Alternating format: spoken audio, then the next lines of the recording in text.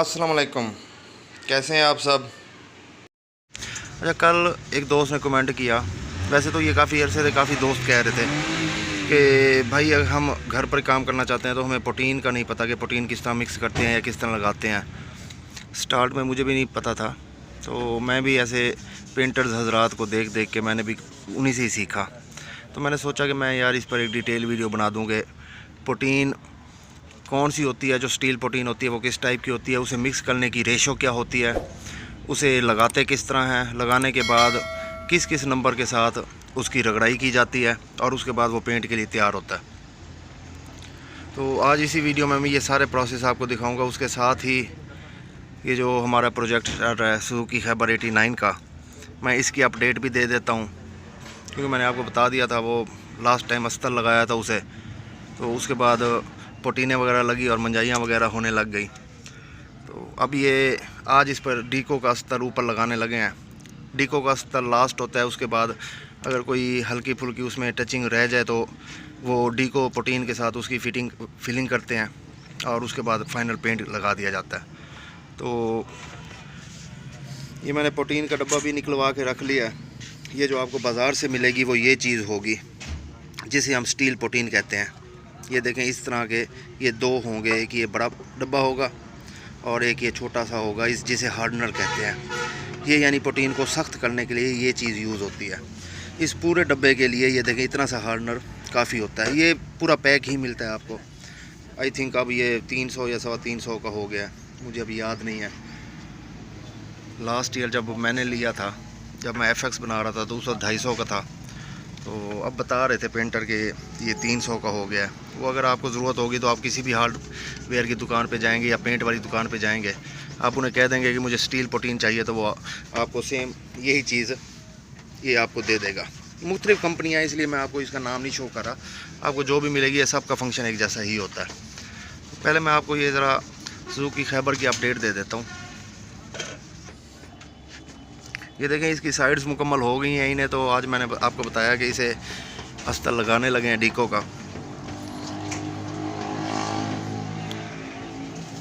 डिग्गी वगैरह भी इसकी कंप्लीट है।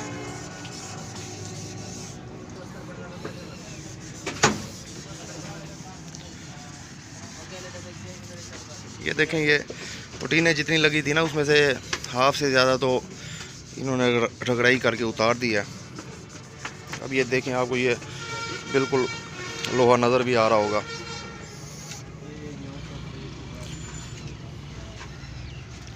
ये साइड्स तैयार हैं, अभी छत की इन्होंने रगड़ाई नहीं की।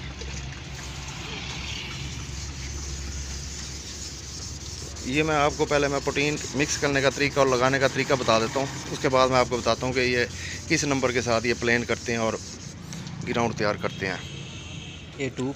अच्छा, ये बनाने के लिए आपको ये इनकी ज़रूरत पड़ेगी, जिन्हें मिस्त्रियों वाली ज़ुबान में तो नैले कहते हैं, लेकिन ये चिपटियाँ सी होती हैं। ये 3-4 का सेट होता है, 60-70 रुपए का मिल जाता है मार्केट से आई थिंक।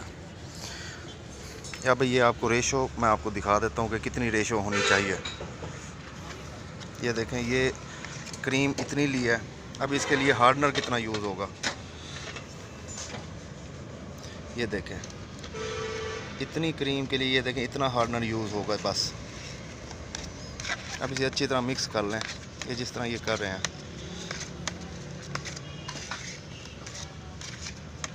अच्छी तरह। अब ये देखें ये कैसे लगाने लगे हैं इसे।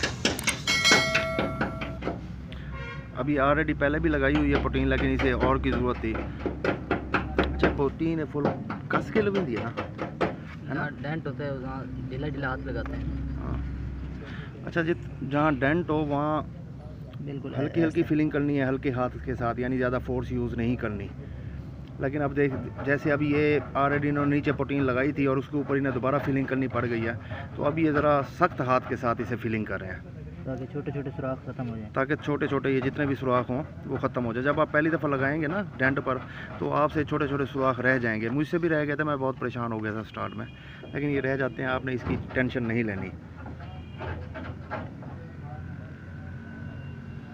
ये इन्होंने पहले एक दफ़ा लगाई है और उसके बाद इसके ऊपर कोई रगड़ाई वगैरह नहीं की। ये जो छोटे छोटे रह गए थे गैप्स, अब ये उसे सख्त हाथों के साथ अब ये फिल कर रहे हैं। स्टार्ट में आपने ज़रा हल्के हाथ के साथ फिलिंग करनी है, लेकिन अगर बहुत कम मामूली से डेंट्स हैं फर्स्ट टाइम में ही, तो आप सख्त हाथ के साथ भी उसे फुल ताकत के साथ फोर्स लगा के और उसे प्लेन करते जाएंगे।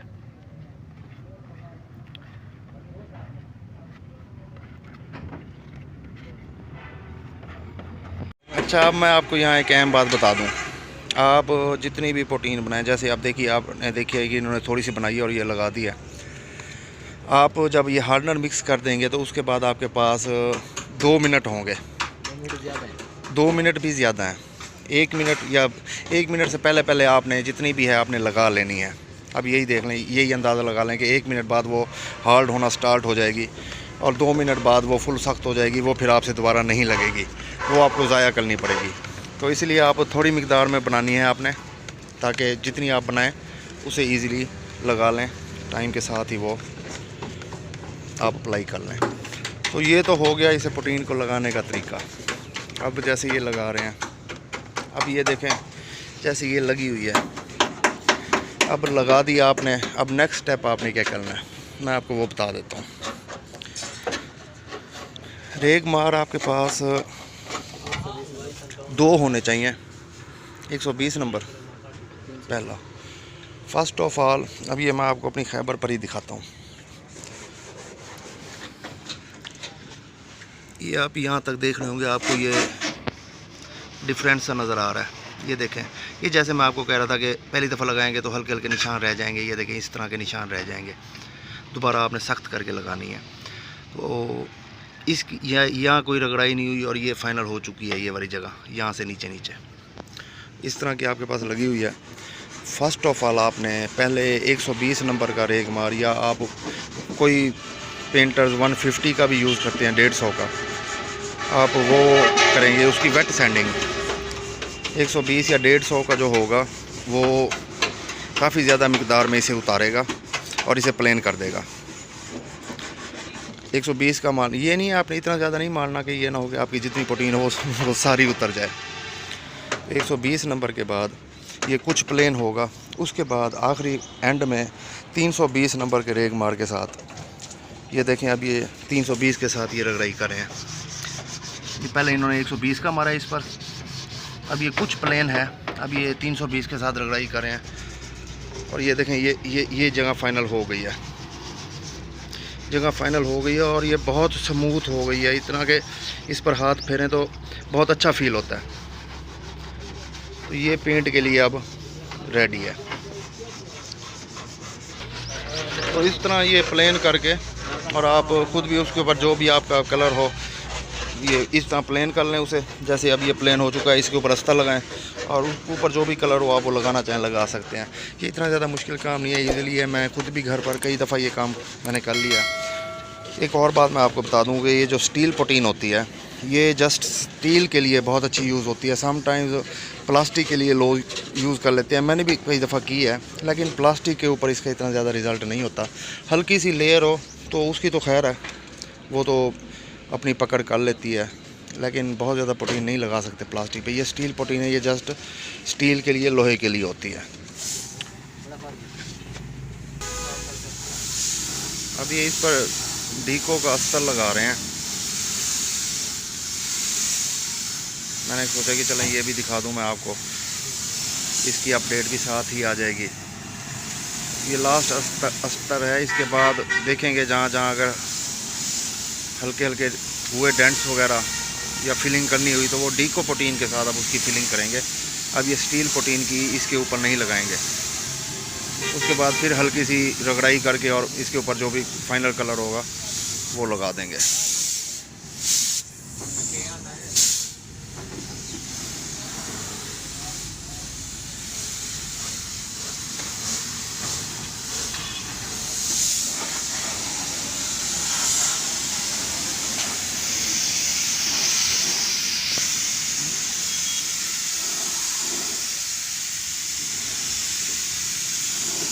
क्योंकि कलर डार्क ग्रे सिलेक्ट किया तो अब ये अस्तर भी उसी के साथ मैचिंग का ही लगा रहे हैं।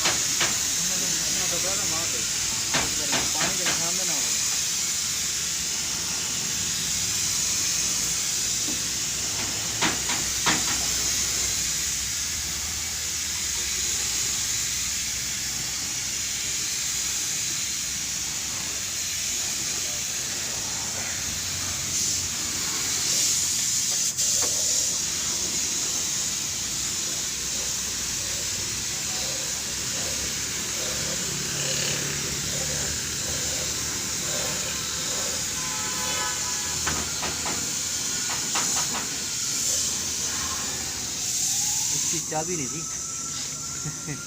ये चाबी नहीं है इसकी, चाबी मैं घर भूल आया हूँ, तो इस वजह से ये सेटिंग नहीं हुई अभी इसकी सही। तो ये पहले तो ताला निकालना था। मेरे पेंटर ने इसलिए बता दिया कि आप उसका नुक्स ना निकालते रहें।